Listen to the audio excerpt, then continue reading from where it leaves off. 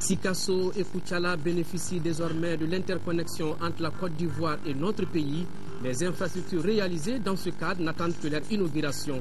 Le ministre de l'Énergie et de l'Eau était sur le terrain pour constater l'effectivité du projet. Au Sénégal, des partenaires techniques et financiers se mobilisent autour de la situation au Mali. Plusieurs élus européens prennent part à cette importante rencontre. Le festival Le Coton Malien, facteur de développement économique et social, c'est le thème retenu par les organisateurs du 6e festival d'Aoulaba qui a donné son coup d'envoi hier au Musée national du Mali. Nous sommes vendredi 7 décembre. Mesdames, Messieurs, bonsoir et bienvenue dans cette édition. La 9e réunion du Comité national de sûreté de l'aviation civile s'est tenue aujourd'hui. À son ordre du jour, l'examen de l'état de mise en œuvre des mesures de sûreté dans les aéroports. Pour leur amélioration, de nouvelles orientations sont proposées par les experts qui prennent part aux travaux. Compte rendu, Ibrahima Traoré. Le Comité national de sûreté de l'aviation civile se retrouve pour examiner l'état d'exécution des recommandations issues de sa dernière réunion.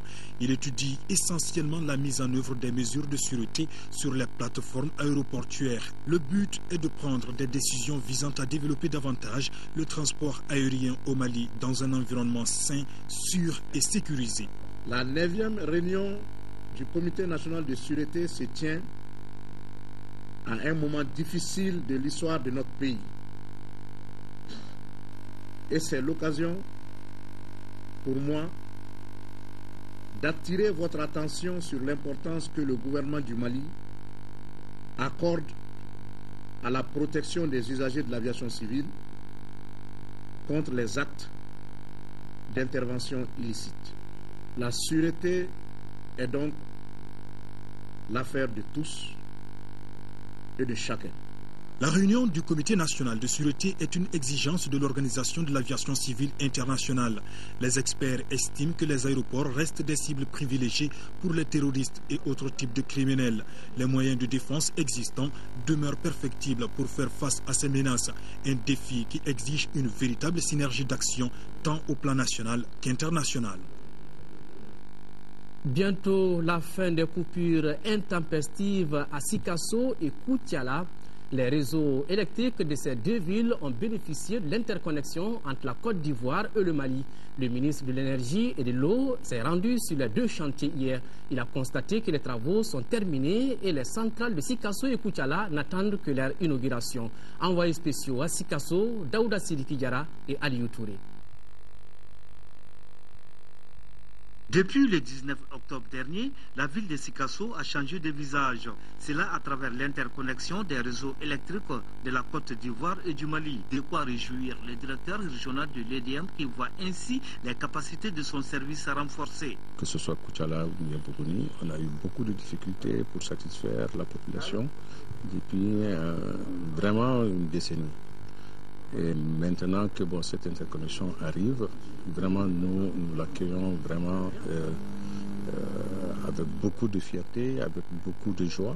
Le ministre de l'Énergie et de l'Eau est venu constater l'effectivité de cette interconnexion en se rendant au poste de distribution des tensions de Sikasso. Ici, l'hôte du jour a eu droit à une visite guidée des lieux par le chef de centre. Ce poste permet de recevoir l'énergie de la Côte d'Ivoire qui vient en 225 000 volts. Cette énergie de 225 000 volts arrivée à la ville de Sikasso, ou à ce poste ici, nous faisons une transformation en deux niveaux de tension, les 33 000 volts et les 15 000 volts. La ligne de tension qui va de Ferkessédougou en Côte d'Ivoire jusqu'à Ségou en passant par Sikasso et Koutiala est longue de 524 km dont 387 au Mali. Ce projet est estimé à près de 81 milliards de francs CFA et est financé par l'Inde à travers Exim Bank. Après la visite des lieux, le ministre apprécie ce qui a été fait ici. Nous sommes satisfaits de ce que nous avons vu et nous pensons qu'aujourd'hui l'interconnexion, c'est la fiabilité, l'assurance d'avoir le courant en continu et l'assurance également de ne pas se soucier d'un certain nombre de tracasseries au niveau régional et au niveau également national. Avec l'interconnexion, les conditions de vie et de travail des populations de Sikasso s'améliorent. Fini désormais la coupure intempestive d'électricité. L'ancienne centrale thermique qui alimentait la ville à peine depuis le temps colon est désormais à l'arrêt. Je trouve ça bien parce que notre réseau était faible. Souvent ça a coupé, mais maintenant, alhamdulillah. Le ministre a remis des lampes à basse consommation à l'hôpital de Sikasso, communément appelé ampoule économique. Cela après avoir visité les structures relevantes de son département. À Koutiala, la délégation du ministre s'est rendue au poste électrique de la ville qui a presque les mêmes caractéristiques que celui de Sikasso. Le tribunal administratif de Bamako est un investissement de 238 millions de francs CFA qui devrait être livré depuis décembre 2011. À présent, les travaux traînent. Le ministre de la Justice, qui s'est rendu sur le chantier, a fait un constat amer. Selon Malik Koulibaly, l'État tirera toutes les conséquences de cette lenteur. Reportage Adama Djimde. Ce bâtiment servira de siège au tribunal administratif de Bamako.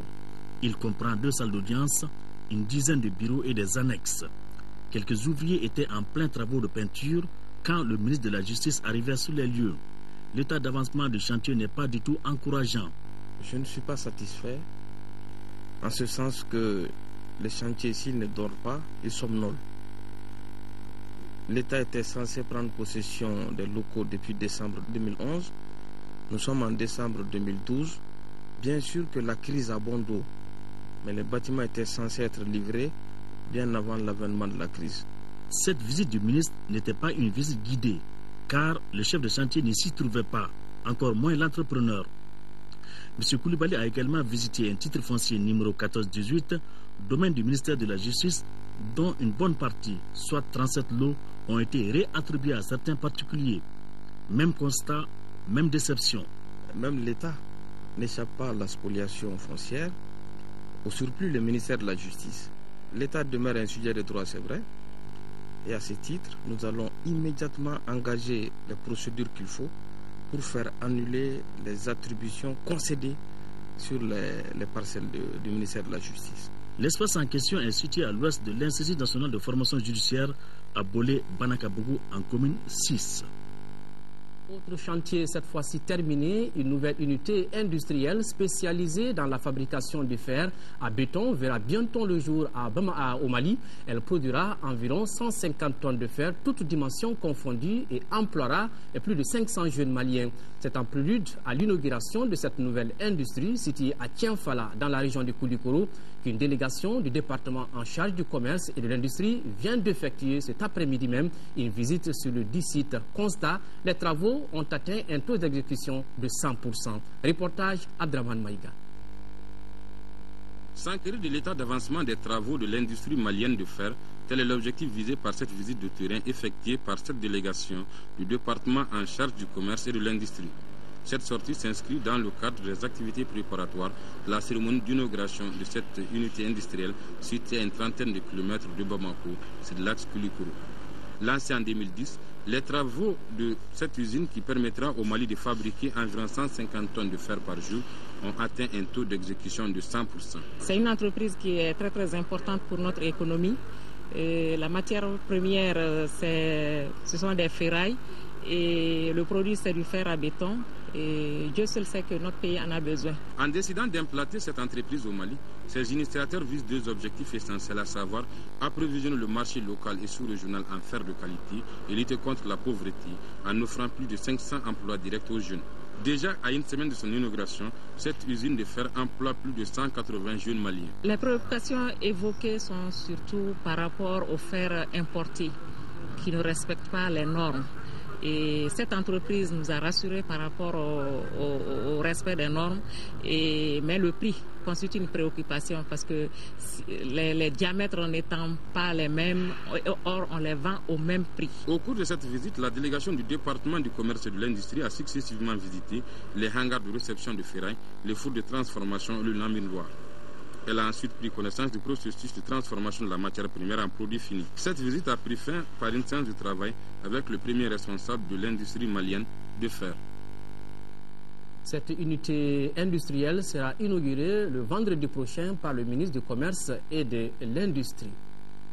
Pour mettre fin au stationnement anarchique des gros porteurs, à l'entrée de Kati, un nouvel espace de 7 hectares sera bientôt opérationnel. C'est un don de la mairie de Kati à l'Agence nationale de la sécurité routière à Nazer. Les deux parties ont effectué une visite de terrain ce matin. Tiemogo Konati. À l'entrée de la ville de Kati, en provenance des Cailles, on assiste à une panoplie de gros porteurs stationnés. Cette débandade obstruant la circulation et les abords de la route est à l'origine de nombreux accidents en ces lieux. Pour désengorger cette route, la mairie de Kati a offert à l'Agence nationale de la sécurité routière un espace de stationnement de 7 hectares. La parcelle, au dire de la directrice de l'ANAZER, répond à l'une des préoccupations majeures de sa structure. C'est un espace qui convient très bien à nos objectifs. Vous savez, l'Agence nationale de la sécurité routière a été créée pour renforcer la sécurité routière, prévenir les accidents de la route. Comme vous voyez, le long de la route qui quitte Kati pour aller à Bamako, et il ne passe pas de jour où il n'y a pas d'accident. L'espace dont il s'agit est l'objet de polémiques entre la mairie et un privé. Il revient aux autorités de l'État vraiment de régler ce problème. Aujourd'hui, tout est possible. Tout est possible. Le caprice de l'argent fait en sorte que tout est possible. Au vu des informations que nous avons pu recueillir, l'espace, bien évidemment que c'est un domaine de l'État, a été affecté à des privés. Il y a un certain nombre de problèmes que nous essayerons ensemble d'essayer de solutionner. En attendant la résolution définitive de cette situation, les bénéficiaires sollicitent aux autorités de Kati de veiller à la conservation de l'espace.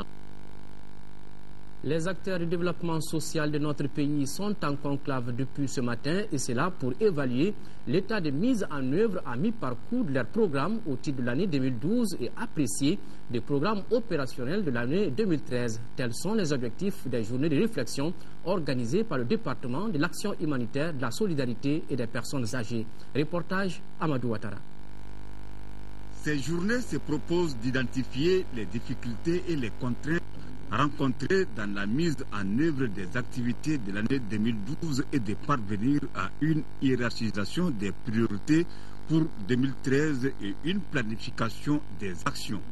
C'est l'occasion donc pour nous aujourd'hui, au cours de ces rencontres, de pouvoir faire le diagnostic complet des actions engagées depuis l'année dernière, dans les points forts et les points faibles, et d'engager une réflexion approfondie sur les voies et moyens de les rendre plus performants, plus efficaces.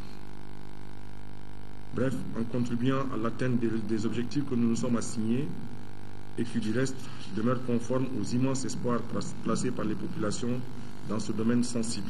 Les travaux qui s'étendent sur 2 jours regroupent les directeurs nationaux, les chefs des services centraux et rattachés et les gestionnaires des projets programmes.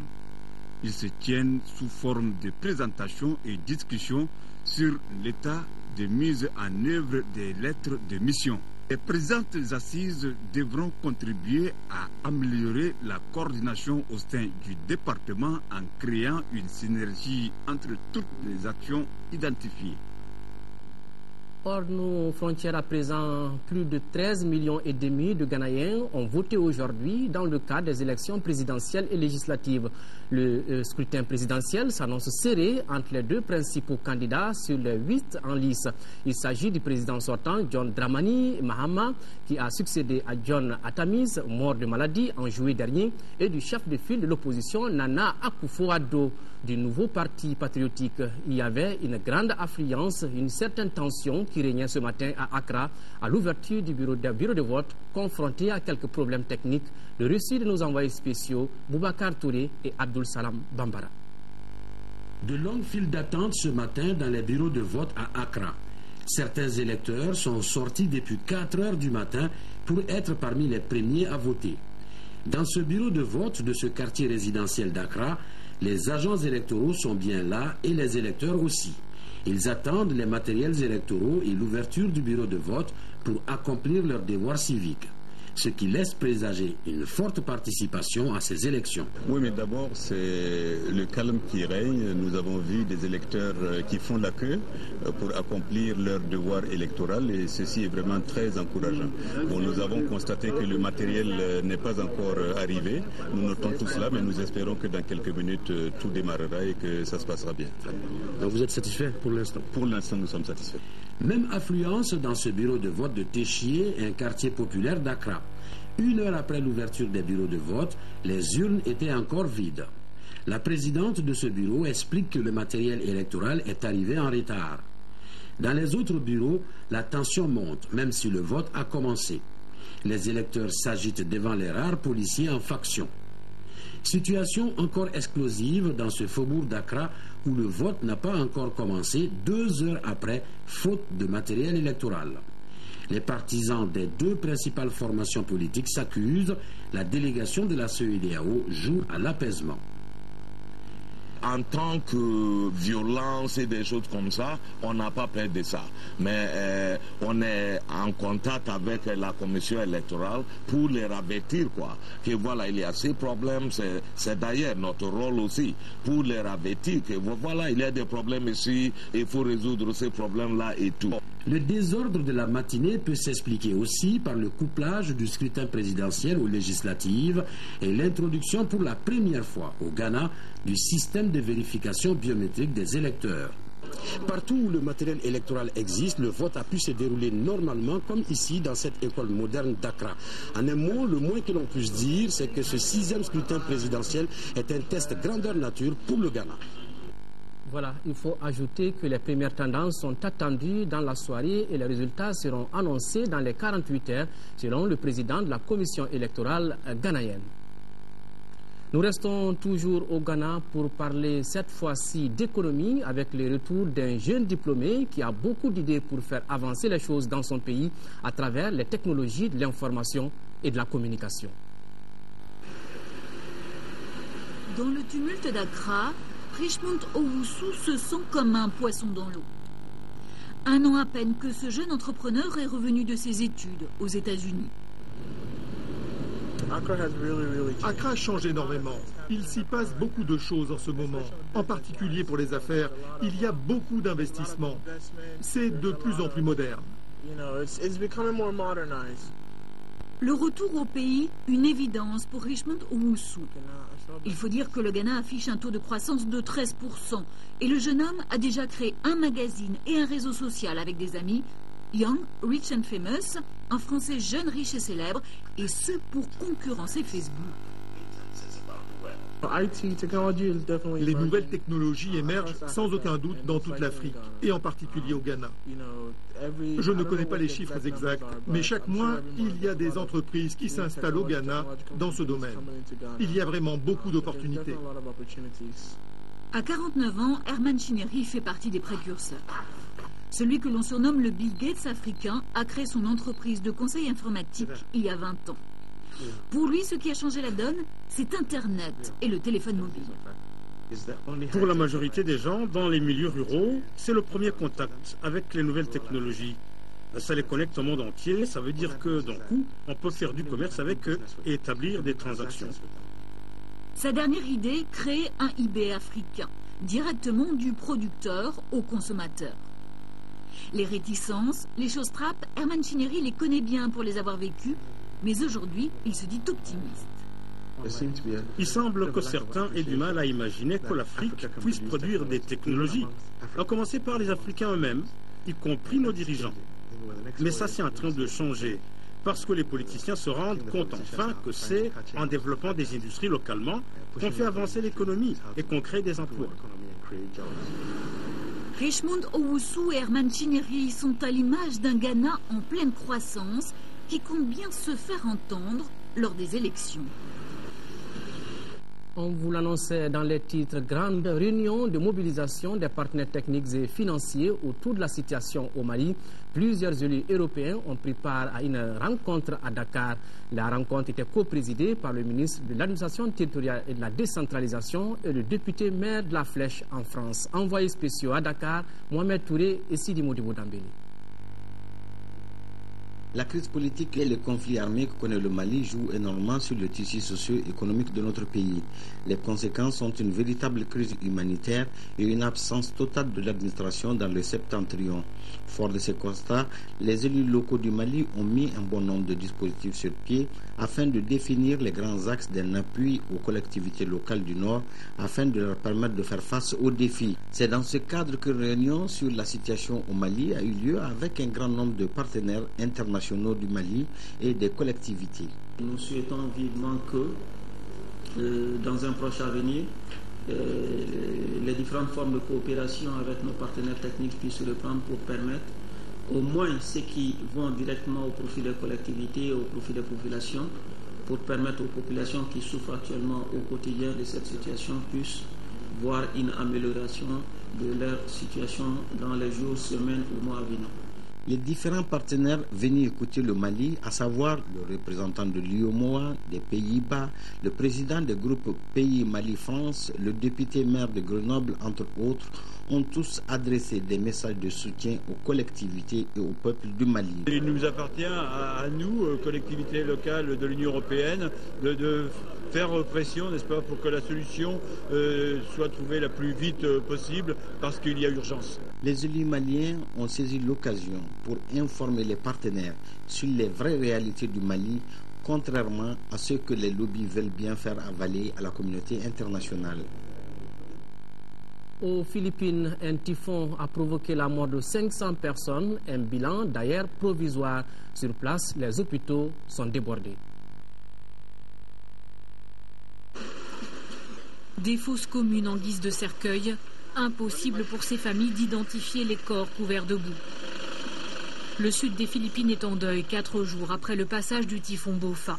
Bilan toujours provisoire, près de 500 morts et toujours 400 disparus.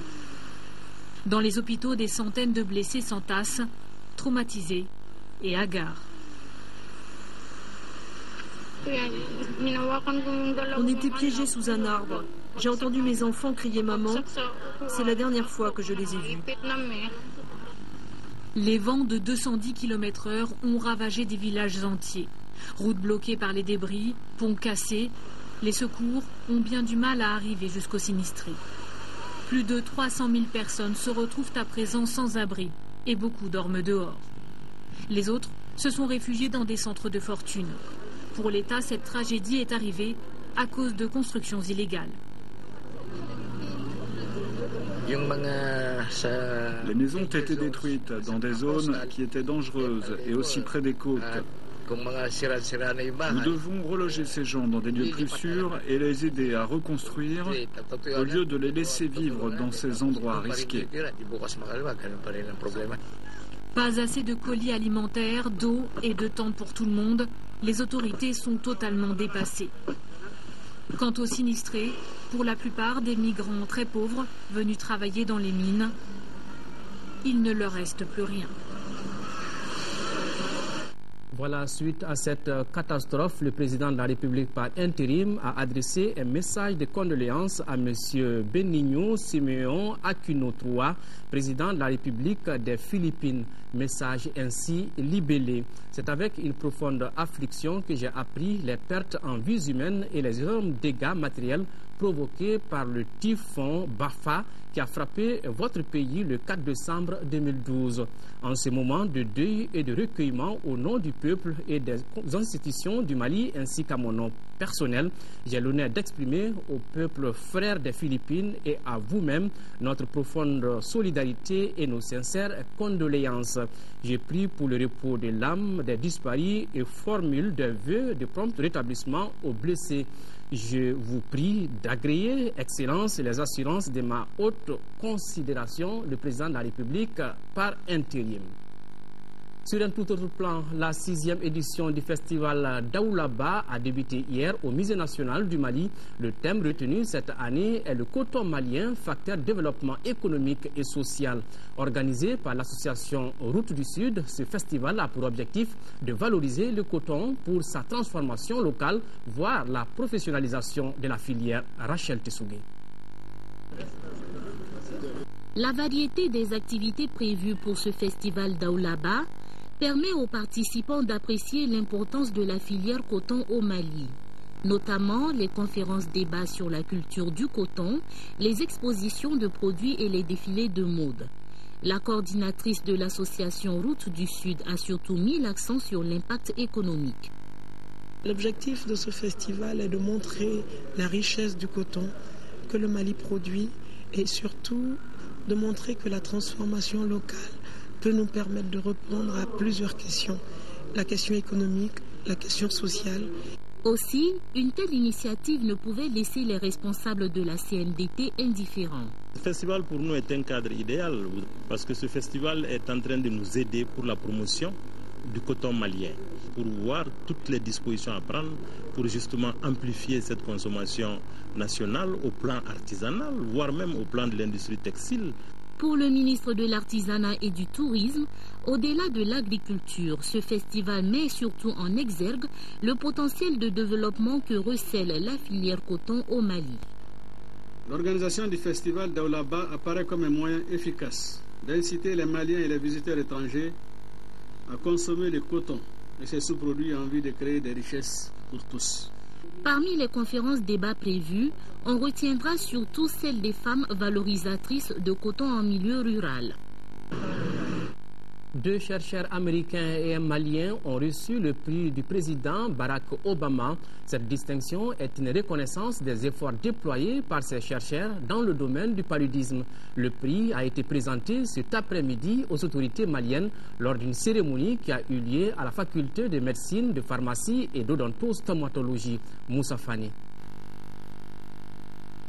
Les chercheurs Dr Peter Crampton, de nationalité américaine, et professeur Boubacar Traoré du Mali ont reçu cet après-midi le prix présidentiel américain fruit de leurs recherches sur le paludisme.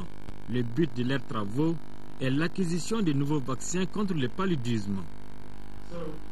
Ceci était une petite équipe avec un petit espace au laboratoire et un budget encore plus petit, mais avec beaucoup de travail et un environnement de travail où règne la confiance et la collaboration. Cette petite équipe a accompli de grandes choses. Le paludisme affecte plus de 500 millions de personnes par année et cause près d'1 million de décès rien que chez les enfants en Afrique. Il est donc capital et urgent de trouver une solution définitive à ce problème. Cette distinction est le fruit de plus de 20 ans de collaboration entre les instituts nationaux de la santé des États-Unis et l'Université des techniques et des technologies de Bamako. Il me plaît de constater que cette reconnaissance du mérite se poursuit aujourd'hui car il s'agit de célébrer le grand honneur que le président Barack Obama a fait au Dr Peter Crampton, au professeur Boubacar Traoré et à leur équipe du laboratoire immunogénétique en leur accordant le prix présidentiel du début de carrière. Il faut signaler que les travaux se sont déroulés en 2006 à Kambila et en 2010 à Kalfaboukou, 2 villages du cercle de Kati. Les forces vives de la nation organisent demain samedi une marche pour soutenir l'adoption par le Conseil de sécurité de l'Organisation des Nations Unies d'une résolution autorisant le déploiement d'une force militaire internationale au nord du Mali occupée par des groupes rebelles armés. La marche partira à 9h de la place de la Liberté face à la mairie du district de Bamako pour s'achever à la place de l'Indépendance. Le président de la Commission nationale d'organisation des concertations nationales informe les participants qu'ils peuvent retirer leur invitation au CICB du samedi 8 au lundi 10 décembre 2012 de 10h à 17h. Voilà, ainsi prend fin cette édition. Merci de nous avoir suivis. Tout de suite, après ce journal, l'émission sportive Performance avec Ousmane Daou. Pour les rendez-vous avec l'actualité, 13h, vous serez avec Amara Malé Diallo. Et pour moi, je vous retrouve demain pour la grande édition de 20h. Merci de rester de cœur et d'action avec nos compatriotes des régions du Nord vivant sous occupation. On ne les oublie pas. Au revoir et bonne soirée.